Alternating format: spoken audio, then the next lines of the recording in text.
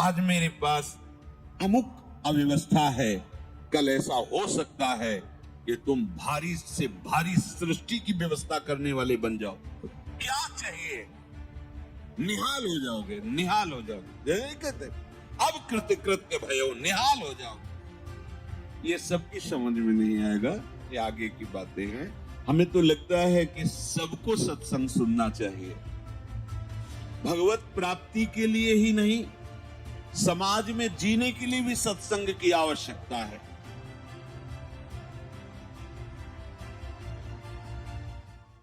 स्वीकृति, अगर ये स्वीकृति आप करते चले जाएं, जो श्रवण कर रहे हैं तो सच्ची मानिए, ये भ्रम खत्म हो जाएगा कि बहुत काल जब साधना करे तब ऐसी बात आती है। हम लोग तो गृहस्थ हैं, संसारी हैं, विषयी हैं, आदि आदि। आपने स्वीकृति ही आप गलत ढंग से कर रहे हैं, स्वीकृति ही आपने सही नहीं की। हम गृहस्थ हैं, हम अमुक हैं, हम सब देह भाव की स्वीकृति। प्रभु कह रहे हैं ममैवांशो, तू मेरा अंश है, मेरा बच्चा है, मेरी आत्मा है। फिर ऐसा क्यों आप स्वीकृति नहीं कर रहे कि प्रभु मेरे हैं? सच्ची मानिए प्रभु ही अपने हैं, सच्ची मानिए प्रभु ही हमें बहुत प्यार करने वाले मित्र मिल गए, नहीं तो कोई नहीं है, केवल भ्रम है। मानो प्रभु की बात को मान लो, निहाल हो जाओगे। वो इसीलिए बोल रहे हैं, इसीलिए बोल रहे हैं कि हम निहाल हो जाए, परमानंद में मगन हो जाए। प्रभु अर्जुन जी को कह रहे हैं सुख दुखे समय कृत्वा लाभा लाभो जया जयो। ये कर्म भूमि है, हमारा यहां जन्म हुआ है। अपने शुभ और अशुभ दोनों कर्मों को मिटा करके वो परम लाभ जो किसी कर्म से नहीं होता वो हम करें। वो कौन सा कर्म है जो हमें परम लाभ देगा? तो कह रहे हैं जय और पराजय में समान भाव रखना ही वो समता रूपी महान धर्म है जो तुम्हें बचा लेगा। बड़े से बड़ा शुभ कर्म भी फांसी ही है, चाहे सोने की जंजीर से फांसी लगाओ और चाहे रस्सी से फांसी लगाओ, मरोगे तो है ही। ऐसे शुभ कर्म भी फांसी ही है, लोक लोकांतर में भटकना होता है, विश्राम नहीं होता। और अशुभ कर्म तो है ही, कहना क्या है उसको?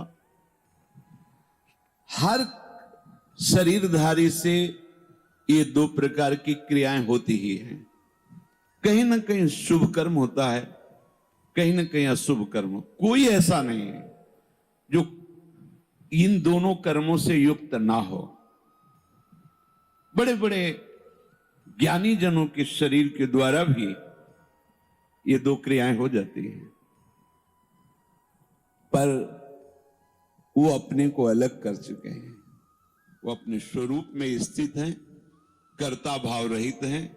इसलिए न शुभ उनका स्पर्श करता है, ना अशुभ स्पर्श करता है। वो जान के कोई क्रिया नहीं कर रहे, संकल्प करके क्रिया नहीं कर रहे, स्वाभाविक हो रहे। अब उसमें कुछ भी ऐसी घटना घट जाती है तो उसके वो करता नहीं है। इसलिए कहा गया कि जो आत्मज्ञानी महापुरुष है, अगर उसके द्वारा बड़े से बड़ा शुभ कर्म हो जाए तो कोई उसका पुण्य फल नहीं होता, और बड़े से बड़ा कोई पाप कर्म बन जाए तो उसका कोई अपराध नहीं होता, क्योंकि कर्ता भाव से रहित है। ये सबकी समझ में नहीं आएगा, ये आगे की बातें हैं जहां अहंकार समर्पित हो जाता है।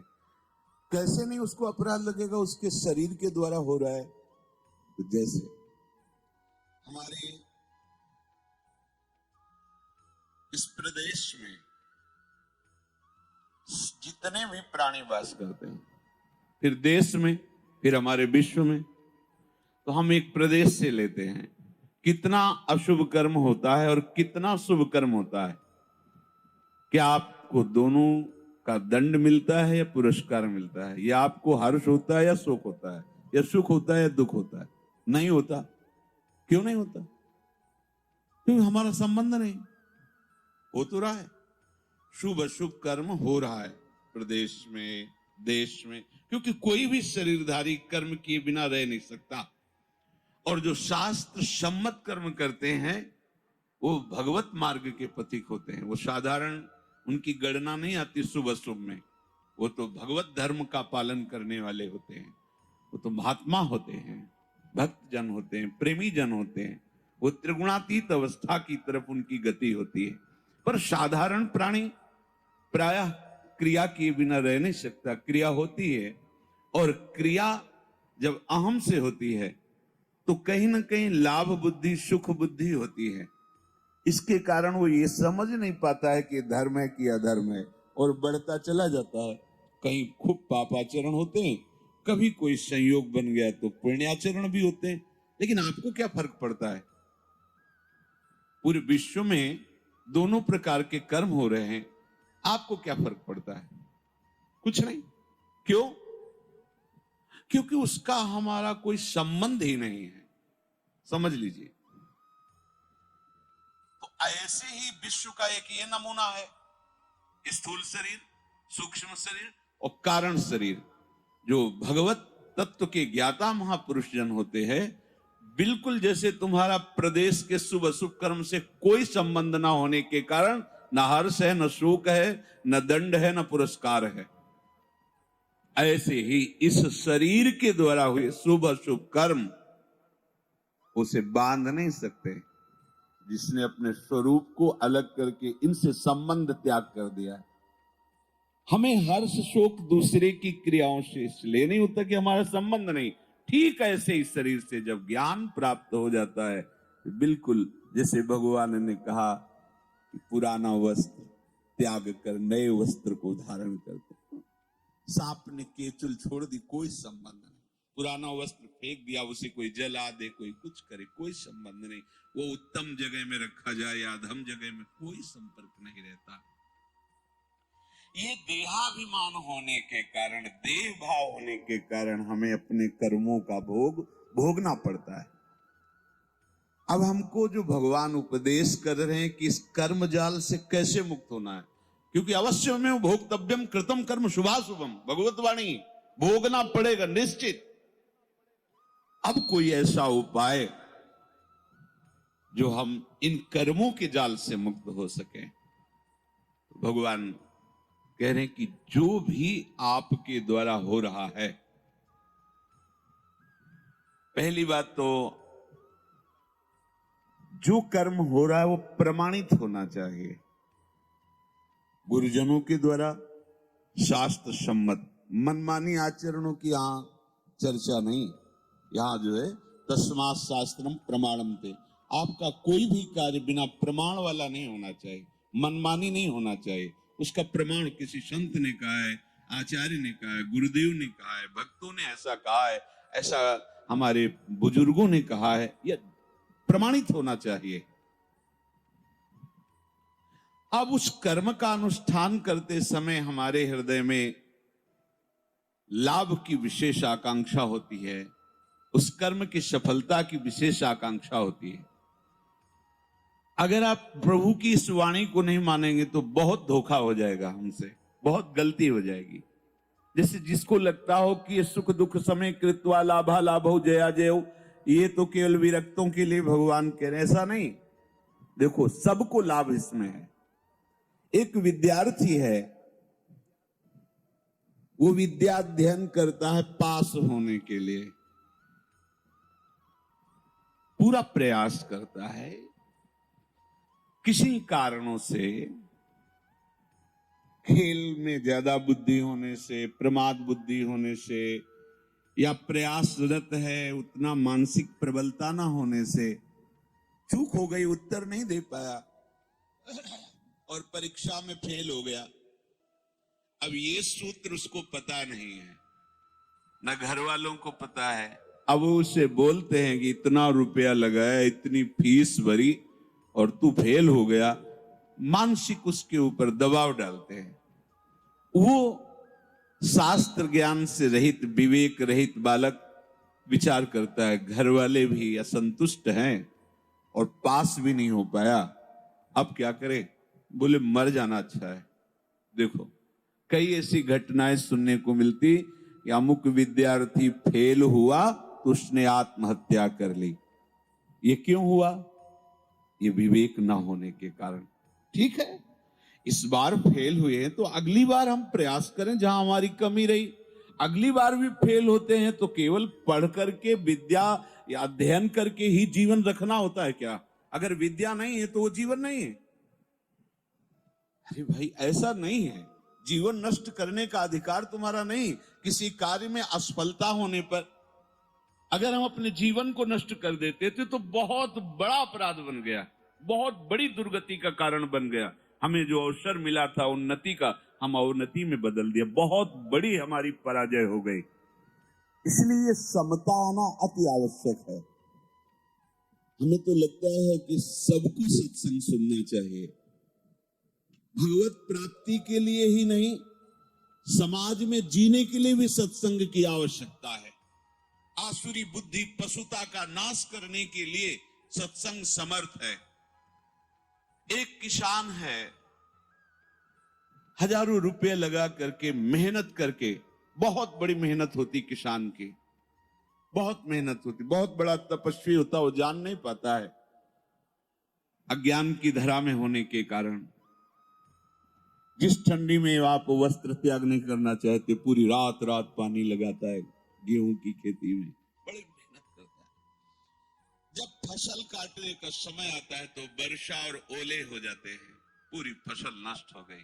कर्जा लेकर उसने खाद पानी लगाया था, बेटी का ब्याह करना है, बच्चों को पढ़ाना है, अब फसल नष्ट हो गई। कर्जा कैसे देंगे? परिवार का पालन पोषण कैसे करेंगे? इससे अच्छा है आत्महत्या कर लो। कई ऐसी घटनाएं, हम जिस कार्य में चलते हैं असफलता मिलती है तो हमको एक ही उपाय दिखाई देता है कि हम अपने को नष्ट कर लें। भारी मूर्खता। ये जो प्रभु उपदेश कर रहे हैं, सबके मंगल के लिए उपदेश कर रहे हैं। छोटी छोटी बातें व्यवहार की। हमारा ब्याह हुआ, हमारी भावना में जो पत्नी थी वैसी नहीं मिली। अब हम जो सफलता चाहते थे इस क्रिया में, उस सफलता, अब द्वेष शुरू, विषमता आ गई। कैसे कैसे पापाचरण होने लगते हैं, कैसे कैसे पीछे कितनी ऐसी घटनाएं सुनने को मिली। राक्षसी बुद्धि। ये केवल बैरागियों के लिए, विरक्तों के लिए, संतों के लिए प्रवचन होता है, ऐसी बात नहीं। ये सत्संग ऐसी मति बना देगा कि आप समाज में रहते हुए भी बड़े आनंद पूर्वक सबको आनंद प्रदान करने वाले बन जाएंगे। ये जो जय और पराजय का, लाभ और हानि का, सुख और दुख का हमारे ऊपर प्रभाव पड़ता है, जब तक हम नाम जप करके अपनी बुद्धि को पवित्र करके समता में नहीं लाएंगे, तब तक बात बनने वाली नहीं। जगह जगह आप देखो, जगह जगह जहां कोई हारता है तहां वो निराशा अपने ऊपर ले आता है। हारना जीत का एक संकेत है। ऐसा मत समझो कि हारना पतन का संकेत है, नहीं। जो उत्साह संपन्न है, जो विवेकवान है, वो देखते हैं कि मैं कहां से हारा, कौन सा वो बिंदु है जहां मैं चूक कर गया। विवेकवान तुरंत उसे संभालते हैं, आगे चलते। फिर हार होती तो फिर हमें आगे बढ़ना है, ना कि हमें शरीर नष्ट कर देना है, ना कि हमें इतना चिंतन बिगाड़ लेना कि डिप्रेशन में पहुंच जाए। हर परिस्थिति हमारे कर्म के अनुसार रची गई है। अब हमको संभालना होगा, उस कर्म के प्रवाह में बहकर हमें नष्ट नहीं होना है। इसीलिए भगवान यहाँ के ततो युद्धाय युध्यस्व। तुम अपने कर्तव्य कर्म करने के लिए कमर कस के खड़े हो, उत्साह संपन्न बनो, तुम्हें बिल्कुल पाप नहीं लगेगा। नैवम पाप मवाप्स्यसि। बस तुम एक काम कर लो, जय पराजय में समान भाव लाओ। जो आपने माना हुआ लाभ है, अगर हमारा पूर्ण नहीं हो रहा है तो हमें निराश नहीं होना। इस बार हमारा व्यापार सफल नहीं हुआ, इस बार अध्ययन हमारा ठीक नहीं हुआ, इस बार कृषि में हमें कमजोरी, अन्न की प्राप्ति नहीं हो पाई, हमारी खेती कमजोर हो गई, कुछ भी कहीं भी कैसे भी निराश नहीं होना। रात है तो दिन आएगा, आप धैर्य रखिए, प्रकाश होगा। अंधकार में उबिए नहीं और प्रकाश में फूलिए नहीं। अभिमान मत कीजिए, अंधकार आने वाला है। इसलिए सम, भगवान कह रहे समय कृत्वा, ये बहुत बड़ी विद्या है। अगर कोई कहे निकुंज में जाने के लिए इसकी क्या आवश्यकता है, तो कृपा प्रकरण में पढ़कर देखिए, तीसरे दोहे में, शत्रु मित्र समझान सम, मान मान अपमान सम, दुख सुख लाभ न हानि। यह जो कृपा, वही प्रभु कह रहे, सुख दुखे समय कृत्वा लाभा लाभ हो जया जय। इसको धारण कीजिए। छोटी छोटी सी अनुकूलता में बाधा पड़ने पर हम दुखी हो जाते हैं, हम विक्षिप्त होने लगते हैं, हम बहुत बड़े लाभ का त्याग कर देते। छोटी सी मनोनुकूल वृत्ति के विरोध होने पर, जबकि वो महामंगल विधान है, आपको समझ में नहीं आ रहा, आप इतने असंतुष्ट हो जाते हैं, इतने हार जाते हैं, इतने निराश हो जाते हैं कि परम लाभ का मार्ग ही छोड़ दिया। ये जरूरी है, जरूरी है। जैसे ये उपदेश जब होते हैं तो प्रश्न भी होते हैं कि कब तक सहें, कब तक सहें? जब तक भगवत प्राप्ति नहीं हो जाती, जब तक भगवत साक्षात्कार नहीं हो जाता, तब तक आप सहो। सहत सहत बाढ़े भगति। इसका परिणाम क्या होगा? हम तो बड़ा दुख सह रहे हैं, अपमान सह रहे हैं, विषमता सह रहे हैं, इसका परिणाम क्या होगा? भगवान कह रहे बिल्कुल निश्चिंत रहो, महाभय से तुम्हारी रक्षा निश्चित यही कर लेगा। समता, किसी के आशीर्वाद की जरूरत नहीं है। ऐसा ते विहिता सांख्ये बुद्धिर्योगे त्विमां शृणु, बुद्ध्या युक्तो यया पार्थ कर्म बंधम प्रहास्यसि संतुष्टायेन केनवा। ये कला सीखनी पड़ेगी, ये कला स्वीकृति करनी पड़ेगी, नहीं आप आगे परमार्थ में नहीं बढ़ पाएंगे। हर तरह से अपने को प्रसन्न रखने की चेष्टा रखो, विवेक के द्वारा, किसी वस्तु व्यक्ति स्थान के द्वारा प्रसन्न करने की नहीं, आंतरिक विवेक के द्वारा, बाह्य कोई साधन नहीं। इसके लिए कैसी भी परिस्थिति हो, यदि आपने प्रभु को स्वीकार किया है तो आप प्रसन्न रह सकते हो, क्योंकि हमारे प्रभु विद्या के समुद्र हैं, ज्ञान के समुद्र हैं, प्रेम के समुद्र हैं, ईश्वर के। क्या चाहिए? बिना पढ़े समस्त विद्या प्रकाशित हो जाती है। ब्रह्मा जी किस स्कूल में गए थे? चारों वेद स्वतः स्फुरित हो रहे, किसके संकल्प से? भगवान के संकल्प से। समस्त सृष्टि की जितनी भी कलाएं हैं तो ब्रह्मा जी से तो प्रकट हुई है। कहां सीखा ब्रह्मा जी ने? प्रभु के संकल्प से। वही तुम्हारे भी हृदय में संकल्प जागृत हो जाएगा। मूकं करोति वाचालम पंगुम लंघयते गिरिम यत्कृपा तमहं वंदे परमानंद माधवम। आज मेरे पास अमुक अव्यवस्था है, कल ऐसा हो सकता है कि तुम भारी से भारी सृष्टि की व्यवस्था करने वाले बन जाओ, क्योंकि तुम्हारा स्वामी अनंत ईश्वर संपन्न है। इस बात को लेकर के वो इस समता को धारण कर सकता है। अगर इतने बड़े प्रभु का सहारा नहीं है, फिर सहेगा किससे? ये सहने की सामर्थ्य सिर्फ हरि के चरणारविंद के आश्रय से आती, भरोसे से आती। ठीक है, आज हमारा मन ठीक नहीं है, लेकिन जिस दिन मन चोट देखेंगे ना, उस दिन निहाल हो जाएंगे। ठीक है, आज हमारी ऐसी परिस्थिति, जिस दिन वो देखेंगे ना, हम निहाल हो जाएंगे। देखो ना, कई कई दिन केवल तुलसी दल का भोग लगता है, लेकिन ना अन्य आश्रय है, ना अन्य भरोसा है। श्री सुदामा जी को है केवल कृष्ण प्यारे का, और वो भी कुछ लेने के लिए भरोसा नहीं, केवल विशुद्ध प्यार है। तो जैसी द्वारिकापुरी वैसी सुदामापुरी खड़ी कर दी।